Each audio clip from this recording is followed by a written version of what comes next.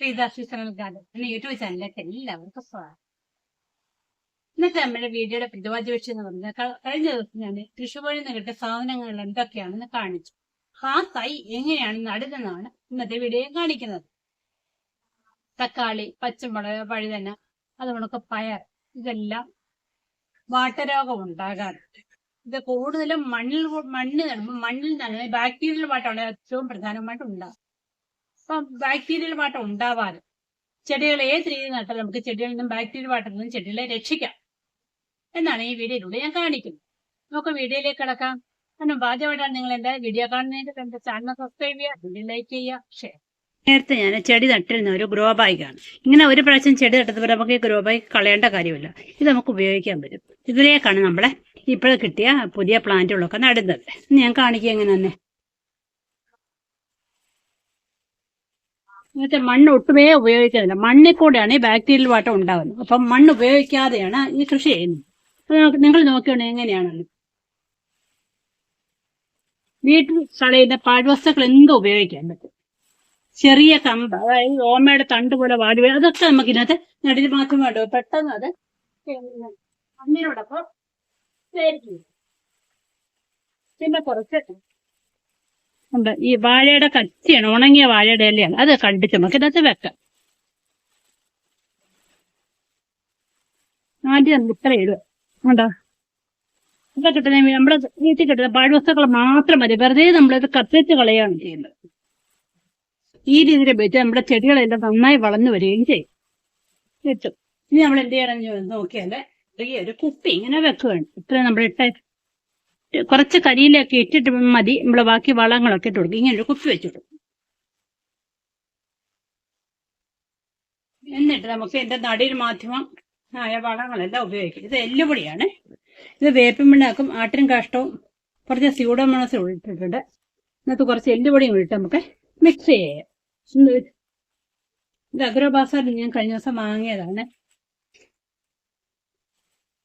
ഇത് വേപ്പിൻ പിണ്ണാക്കാണ്. ഇതെനിക്ക് മൂങ്കയൊക്കെ ഇതെനിക്ക് കൃഷിഭവനിൽ നിന്നും കിട്ടിയാണ്. ഇപ്പോഴല്ല, നേരെ 2-3 ആഴ്ച, ഒരു മാസം മുമ്പ് വെച്ചതാണ്. ഏകദേശം ഒരു മാസമൊക്കെ. ഇപ്പൊ കുറച്ച് വേപ്പിൻ പിണ്ണ ഇട്ടിട്ടുണ്ടായിരുന്നു, കുറച്ച് ഒഴിച്ചതാണ്. നമ്മൾ ഇതെല്ലാം കൊണ്ടൊന്ന് മിക്സ് ചെയ്യുന്നു.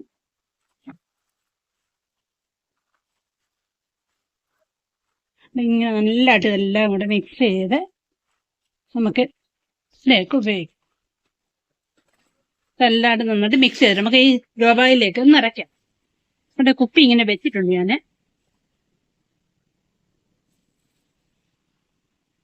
കണ്ടോ, ഇങ്ങനെ 4 ചുറ്റും ഇടുക.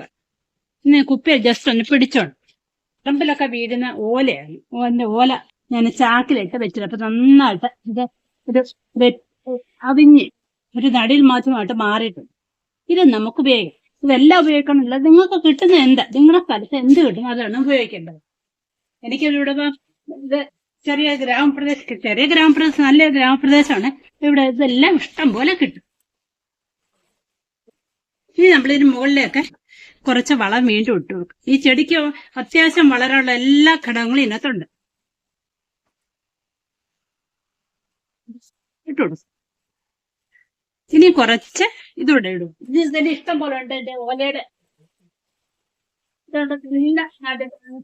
നല്ല റെഡി ആയിട്ട് ഇരിക്കുകയാണ്. ഇത് കുറച്ചുകൂടെ ഇതൊക്കെ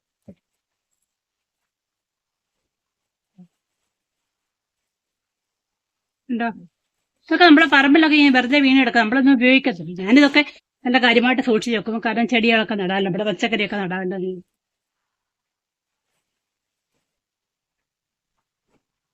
ഇതിന് മണ്ടയ്ക്ക് കുറച്ച് വളം കൂടി ഇടും.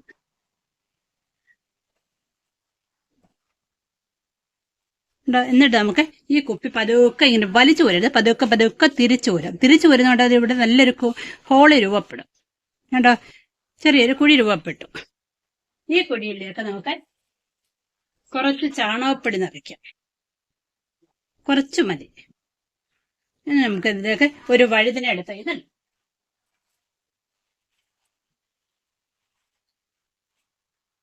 കിട്ടിയ നല്ല ഹൈബ്രിഡ് വഴുതന തൈയാണ്. നമുക്ക് 2 വഴുതന തൈ ഇതിനകത്തേക്ക് നടാം. അത് വലിയൊരു ഗ്രോ ബാഗാണ്. ഇങ്ങനെ അതിനകത്തേക്ക് നടാം. ഇത് വഴുതനയല്ല, മാറിപ്പോയി, പച്ചമുളകാണ്.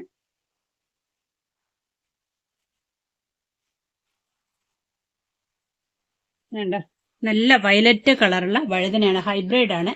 നമുക്ക് ഈ കിറ്റിനോടൊപ്പം കിട്ടണം. എല്ലാം നല്ല ക്വാളിറ്റിയുള്ള സാധനങ്ങളാണ് തന്നേക്കുന്നത്. അപ്പോൾ ഒരു തൈയോട് നമുക്ക് നടാം. വേണ്ട രണ്ടിങ്ങനെ അടുത്ത് നടുക.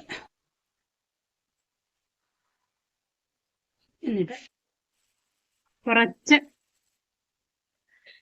കരിയില ഇവിടെ ഇതിൻ്റെ വീട്ടിൽ എന്നിട്ട് കുറച്ച് കരിയില ഇത് പറമ്പിന് പറിച്ച് പച്ച പോസ്റ്റ് ഇതുകൂടി എൻ്റെ മുകളിൽ നന്നായിട്ട് ഉറപ്പിച്ച് നന്നായിട്ട് താത്ത വഴുതിനേക്കില്ല. അപ്പൊ നന്നായിട്ട് ഇത് താണു നിൽക്കണം.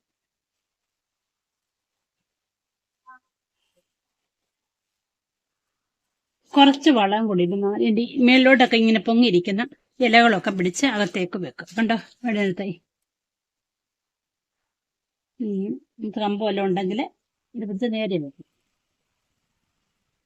കണ്ടോ നമ്മുടെ വഴുതനത്തൈ 2 തൈയുണ്ട്. നടിക്കും. പിന്നെ മേളിലേക്ക് നമ്മൾ കുറച്ച് വളം കൂടി ഇടും.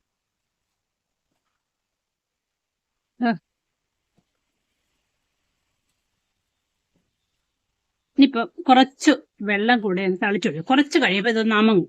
അപ്പോൾ വീണ്ടും പറമ്പിന് കരിയിലൊക്കെ ഇട്ട് കൊടുത്താൽ മതി. കുറച്ച് വെള്ളം നമുക്ക് തളിക്കാം. ഇത് വെറും പച്ചവെള്ളം ടാപ്പിൽ പിടിച്ചാണ്. കുപ്പി ഇപ്പം അടുത്തിരുന്നോണ്ട് വെള്ളം എടുക്കാൻ സൗകര്യം ഉള്ളതുകൊണ്ട് ഞാൻ കുപ്പിയിൽ എടുത്തതന്നേ ഉള്ളൂ.